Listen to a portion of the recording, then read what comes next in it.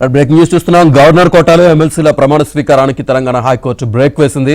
తదుపరి ఉత్తర్వులు ఇచ్చే వరకు కొత్త ఎమ్మెల్సీలతో ప్రమాణ స్వీకారం చేయించవద్దని హైకోర్టు ఆదేశాలు జారీ చేసింది. యథాతథ స్థితిని కొనసాగించాలని సూచించింది.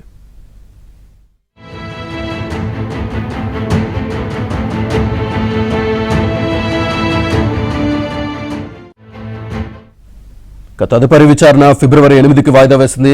గవర్నర్ కోటాలో ఎమ్మెల్సీ కేటాయింపుపై బీఆర్ఎస్ నేతలు దాసోజు శ్రవణ్, సత్యనారాయణ హైకోర్టులో సవాల్ చేశారు.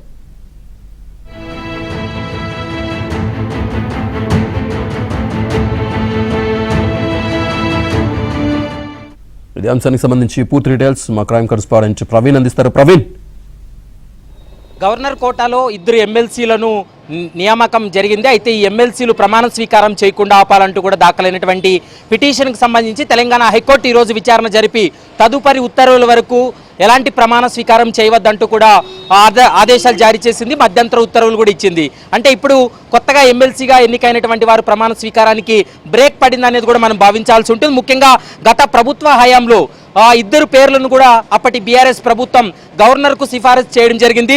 దాసోజు శ్రవణ్తో పాటు సత్యనారాయణ పేర్లను గవర్నర్కు పంపినటువంటి సమయంలో గవర్నరు రాష్ట్ర ప్రభుత్వం పంపినటువంటి ఆదేశాలను కూడా అప్పుడు గవర్నర్ పట్టించుకోకపోవడం, మరోవైపు ప్రభుత్వ సిఫారసును రాష్ట్ర గవర్నర్ అయితే మాత్రం తిరస్కరించింది. దీన్ని సవాల్ చేస్తూ తెలంగాణ హైకోర్టులో దాసోజు శ్రవణ్, సత్యనారాయణ వేసినటువంటి పిటిషన్కి సంబంధించి విచారణ కొనసాగుతుంది. అందులో భాగంగా పిటిషనర్లు తమ యొక్క వాదనలు వినిపిస్తూ కొత్తగా 2 ఎమ్మెల్సీకి సంబంధించినటువంటి అభ్యర్థులు ఎవరైతే ఉన్నారో వారిని గవర్నరు ఇప్పటికే వారిని ఓకే చేసింది. అంటే రాష్ట్ర ప్రభుత్వం సిఫారసును ఆమె ఆమోదించింది. కాబట్టి ప్రస్తుతం తమ యొక్క పిటిషన్ పైన ఆర్డర్స్ వచ్చేంత వరకు కూడా కొత్తగా ఎమ్మెల్సీలు ప్రమాణ స్వీకారం చేయకుండా ఆపాలంటూ కూడా పిటిషనర్ తరపు న్యాయవాది తన వాదనలు వినిపించినటువంటి సమయంలో తెలంగాణ హైకోర్టు వీరి యొక్క వాదనలకు ఏకీభవించిన తర్వాత మధ్యంతర ఉత్తర్వులు కూడా జారీ చేసింది. తదుపరి ఉత్తర్వుల వరకు కూడా కోదండరాం కావచ్చు, మరోవైపు అమీర్ అలీ ఖాన్, వీళ్ళిద్దరుగా కొత్తగా నియామకమైనటువంటి ఎమ్మెల్సీలు కాబట్టి వీరిద్దరూ కూడా ఎట్టి పరిస్థితుల్లో ప్రమాణ స్వీకారం చేయకూడదు అంటూ కూడా తెలంగాణ హైకోర్టు ఆదేశాలు జారీ చేసింది. ఫిబ్రవరి 8కి వాయిదా వేసింది. ఫిబ్రవరి 8వ తారీఖున మరోసారి వాదనలు కొనసాగుతాయి. వాదనల తర్వాత ఎలాంటి నిర్ణయం తీసుకోబోతుంది అనేది మాత్రం చూడాలి. గతంలో వీరు అంటే దాసోజు శ్రవణ్, సత్యనారాయణకి సంబంధించినటువంటి అభ్యర్థులను తిరస్కరించడానికి కారణాలు ఏంటనేటువంటి అంశాలన్నింటిపైన 8వ తారీఖు మరోసారి విచారణ కొనసాగిస్తారు.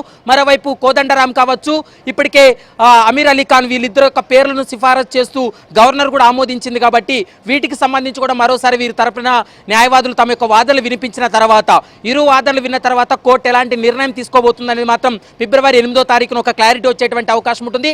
అప్పటి వరకు అయితే మాత్రం ఎమ్మెల్సీ ప్రమాణ స్వీకారానికి అయితే బ్రేక్ పడిందనేది భావించాల్సి ఉంటుంది.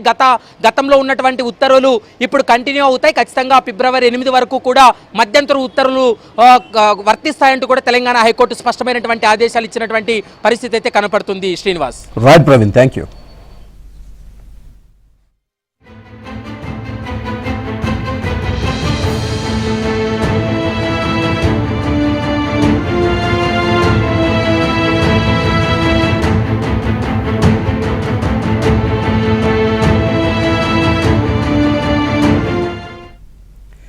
గవర్నర్ కోటాలో ఎమ్మెల్సీల ప్రమాణ స్వీకారానికి తెలంగాణ హైకోర్టు బ్రేక్ వేసింది. తదుపరి ఉత్తర్వులు ఇచ్చే వరకు కొత్త ఎమ్మెల్సీలతో ప్రమాణ స్వీకారం చేయించవద్దని హైకోర్టు మధ్యంతర ఆదేశాలు జారీ చేసింది. యథాతథ స్థితిని కొనసాగించాలని సూచించింది. తదుపరి విచారణ ఫిబ్రవరి 8కి వాయిదా వేసింది.